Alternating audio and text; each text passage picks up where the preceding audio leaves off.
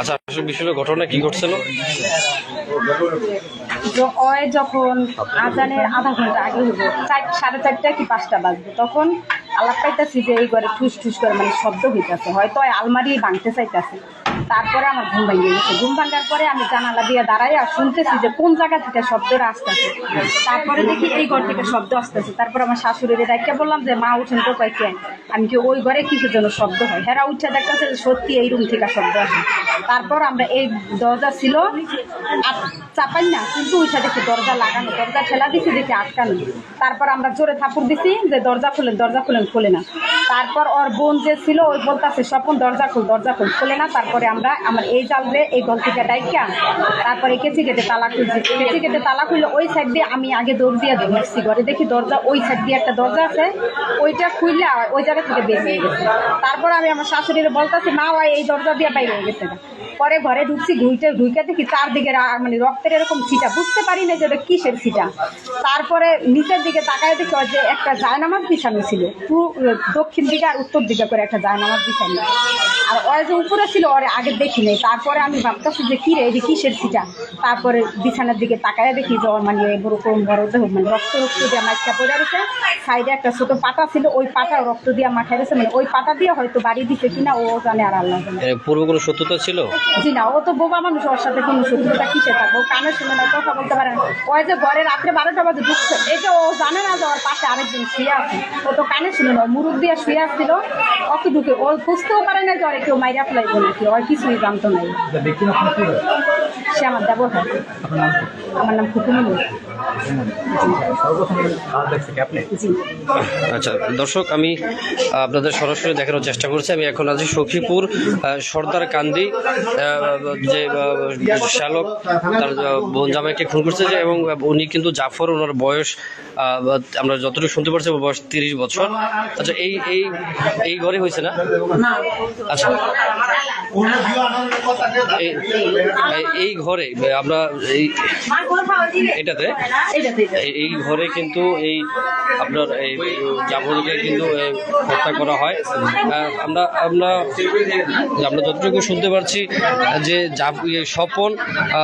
স্বপন কিন্তু ওনার বাড়ি গরিবের চর। তো উনি গতকাল রাতে এই বাড়িতে কিন্তু এসে এই জাফর নামে যে ব্যক্তিকে, উনি আমরা যতটুকু ওনার প্রতিবেশী বা ওনার ভাই ওনার ইয়া থেকে শুনতে পাচ্ছি যে উনি বাক প্রতিবন্ধী ছিলেন, এবং উনি গত রাতে এসে কিন্তু এই হত্যাকাণ্ডটি ঘটান।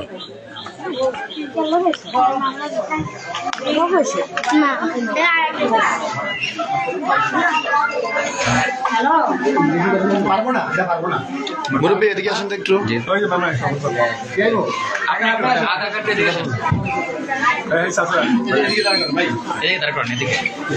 আপনার সাথে ছেলে যে হত্যা হয়েছে ওনার সম্পর্ক কি? আপনার ছেলে নাকি? না, আমার ভাতিজা। এই শাহান ভাই কি করছিল কাকা? ও মেহমান বাড়িতে আইসে, আওয়ার পরে ওর মা মনে করেন ছেলের জায়গা দিচ্ছে, মনে করেন আমার ছেলেও এসে মনে করেন ভোর 4টায় অনুমান বা 4:30টায় এই দুর্ঘটনা এই ঘটায় ফিরে গেছে। এর পরবর্তীতে আমরা তার বিচারে গিয়া আলালপুর ইউনিয়নে গিয়া তার বোঝা।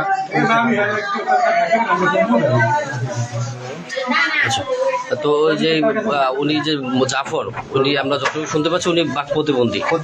প্রতিবন্ধী। তো আপনারা কি কখনো দেখছেন তার সাথে কোনো ঝগড়া ঝাঁটি বা মারামারি? কোনো ঝগড়া মারামারি কিছুই নেই। ওরা থাকে ঢাকা, ও বাড়িতে থাকে। আচ্ছা, করে এটা হওয়ার কোনো কারণ জানেন? কারণ একটাই আছে, যেমন ওর ছেলেরা কি গলা টিপ দিছে, তারপরে ওরা আবার ওইটা হুইনা বাড়িতে আইসে, জাফরের বউ আর জাফর বাড়িতে আইসে। জাফরে জানি ওর মা গেছে, মানে ওর শাশুড়ি গেছে, আর জাফরের এই বউ শাশুড়ি গেছে, আর জাফরের মা গেছে, আর জাফরের বউ গেছে ওই জায়গায়। ভিকটিম ওনার ছেলের গলা। আমি যতটুকু জানতে ঘটনা বাড়িতে স্বপন, আমাকে বাড়িতে স্বপন ওনার ছেলে হয়েছে 22 দিন আগে। কিছুদিন আগে শুনছি যে উনি ওনার বাচ্চাকে গলা টিপ দিয়েছে। তো ও কি কোনো ওর মাথায় কোনো সমস্যা আছে আমরা জানতে পারি? আমরা সমাজে কিছু জানি না, কিন্তু এর আবার বাচ্চা ছাড়া ভাই কালকে একটা দরবার করছে।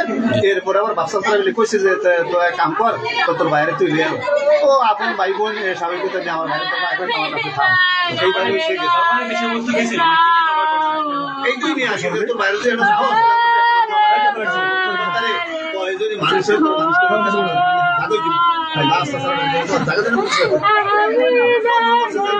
কিছু হবে না কিছু হবে না ভালো তো কিছু হয় না এটা দূরে আমরা কাঁদতে করবেন কাঁদতে না এই গরু মারছি এই আলা দিলে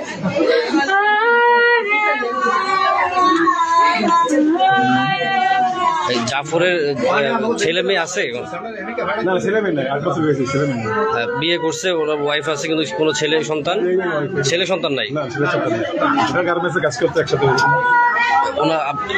আমরা দর্শক এই যে উনি কিন্তু এই জাফরের স্ত্রী, আমরা সংসার দেখাচ্ছে। আর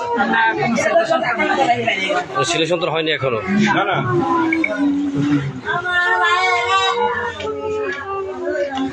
আর দর্শক আমরা সকাল জানতে পারছি যে স্বপনকে গরিবের চর থেকে এলাকাবাসী আটক করে পুলিশের কাছে কিন্তু সমর্পণ করেছে। তো আমরা এখন কিন্তু আছি সখীপুর সর্দারকান্দি এই জাফরের বাড়িতে, এবং মরদেহ কিন্তু সখীপুর থানা পুলিশ কিন্তু নিয়ে গেছে। আমরা দর্শক এখান থেকে দেখাচ্ছি যে এই ঘরে কিন্তু জাফরকে হত্যা করে স্বপন। তো আমরা এলাকাবাসী এবং তাদের ভাষ্যমতে জানতে পারছি যে তার সাথে কোনো শত্রুতামি কিন্তু ছিল না। তো শত্রুতামি না থাকায় কিন্তু আপনার দরজা সখীপুর থানা পুলিশ কিন্তু ওই দরজা তালা মেরে গেছেন, এবং কিন্তু আমরা কিন্তু দেখাতে পাচ্ছি না আপনাদের। যতটুকু দেখানোর চেষ্টা করছি যে এই যে নিচে কিন্তু ওই যে সরাসরি নিচে কিন্তু রক্ত দেখা যাচ্ছে। এই জায়গাটাতে কিন্তু এই যে দর্শক এই যে আপনাদের সরাসরি দেখানোর চেষ্টা করছি জাফরের এই জায়গাটাতে কিন্তু এই স্বপন তাকে হত্যা করে। এবং দর্শক যে এলাকাবাসীর ভাষ্যমতে যে আমাদের যে পুতা বলে যে পাথর দিয়ে কিন্তু মাথায় আঘাত করে এই জাফরকে হত্যা করে। তো জাফর 8 বছর আগে বিয়ে করছেন, কিন্তু তার কোনো ছেলে সন্তান নাই, এবং উনি কিন্তু বাক প্রতিবন্ধী হওয়ায় এই যে রাতে কিন্তু এই স্বপন ওনার ঘরে চুপি কিন্তু ঢোকে, কিন্তু সে বুঝতে পারে না যে কে ঘরে ঢোকে। এবং কি গভীর রাতে 3টা কি 3:30টার দিকে এই হত্যাকাণ্ডটি ঘটান স্বপন। এবং স্বপনকে এই ভেদইয়া থেকে গরিবের চর থেকে কিন্তু এলাকাবাসী সকালে আটক করে তারপর থানায় কিন্তু প্রেরণ করেন। এবং কি আমি সরাসরি আপনাকে দেখাচ্ছি যে এইটা কিন্তু সেই জাফরের বাড়ি। জাফর কিন্তু এই ঘরেই থাকতো, এবং এই ঘরে কিন্তু এই বিছানায় কিন্তু সে জাফর থাকতো, এবং এর নিচে রেখে কিন্তু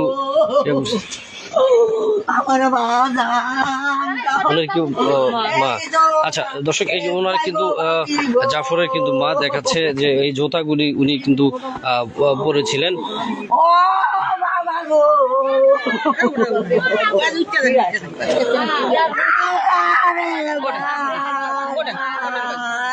কেউ বাবা ঠিক করবে না আমার মারলো।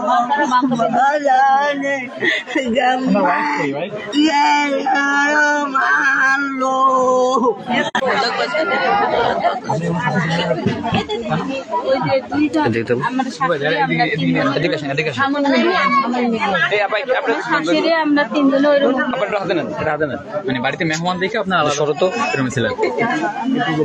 মানে উনি এই রুমে একা ছিল? আচ্ছা একা ছিল, আপনি ছিলেন পাশের রুমে?